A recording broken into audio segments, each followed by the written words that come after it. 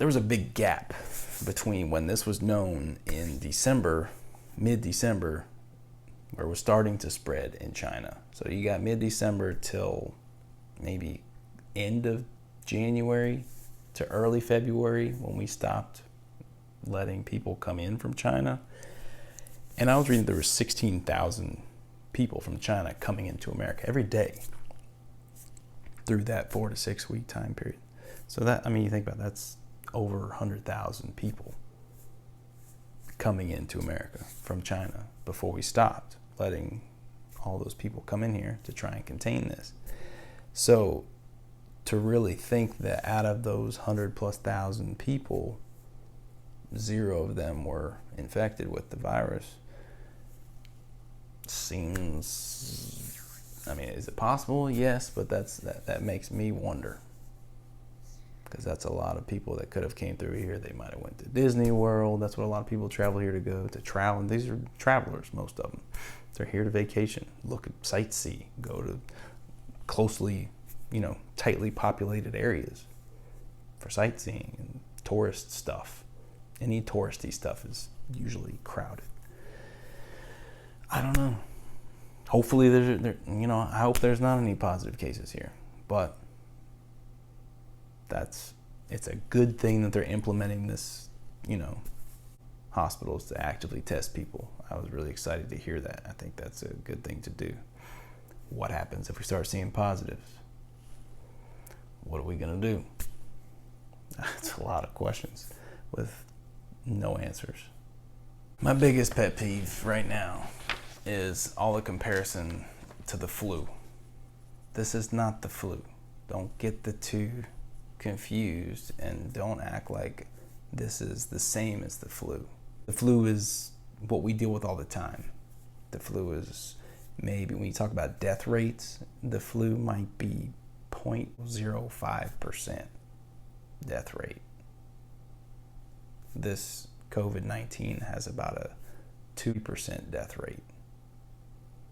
That's a huge difference. Huge difference.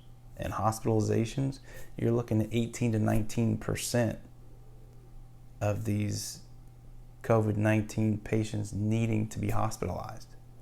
If this spreads through our country, 19% would need some sort of respiratory assistance. We can barely even handle the flu cases we're getting right now.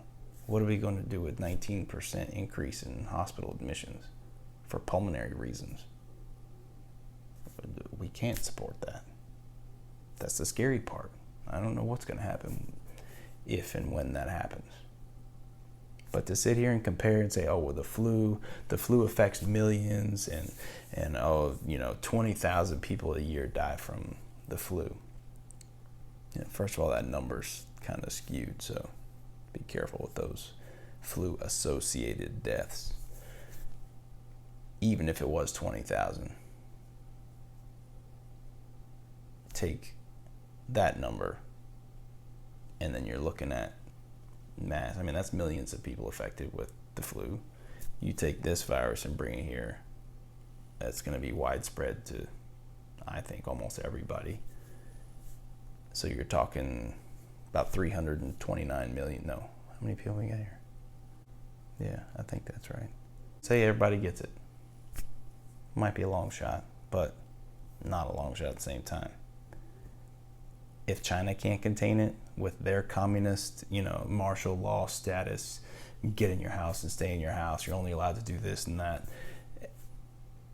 Are we really going to follow that here in America? We think we're too good for that. We think we don't need to follow rules here. No one's going to listen.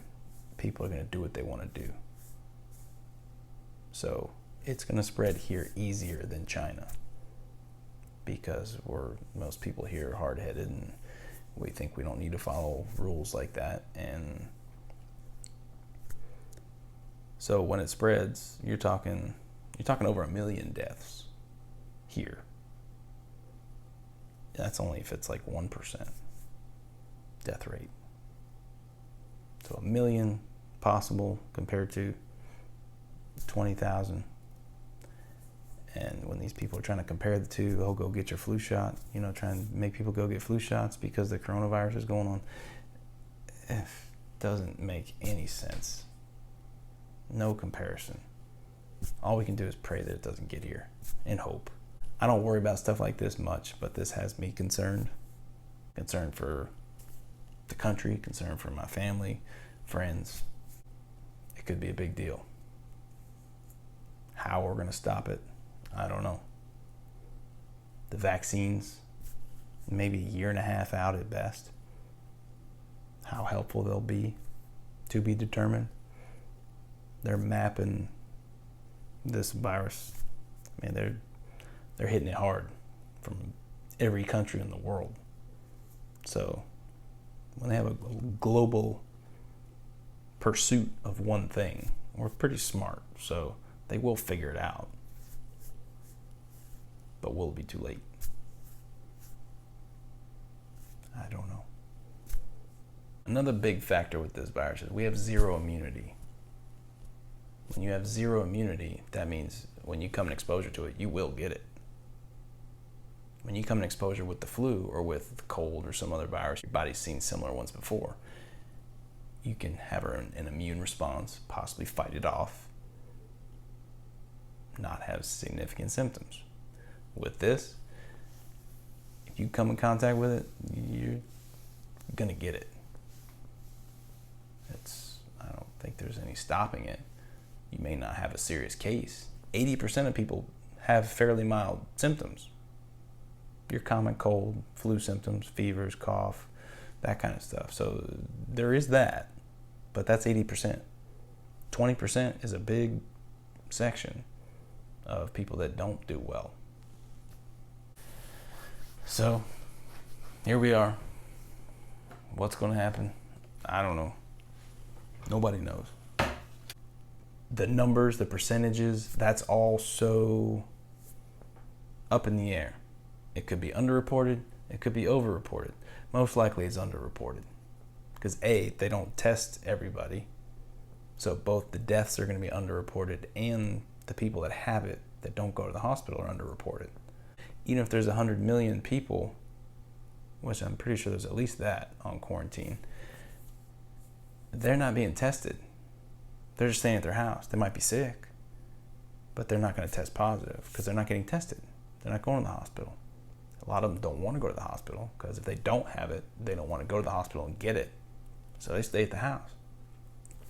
Which I guess makes sense. Unless they get sick, then they probably send the family member in. But a lot of people are going to the hospitals and they have no way to treat them. They're overwhelmed, way overwhelmed. Also, the ones that are dying, if they haven't been tested yet, they don't go into the statistics. Say they die at home or they die before they get seen at the hospital. They just take them to the crematory, get rid of them, and they don't count as a statistic because they were never tested in the first place. So there's a lot of underreporting with that, but the underreporting goes on multiple spectrums, so it's hard to know what the true percentages, death rates, hospital rates, all that's debatable. We go off of what we have. Till then, I got one of these puppies right here. This is your N95 respirator mask. Got a couple of them. Supposedly the microns might be even smaller than this, and this might not even help, but let's see how this feels. Haven't put it on yet.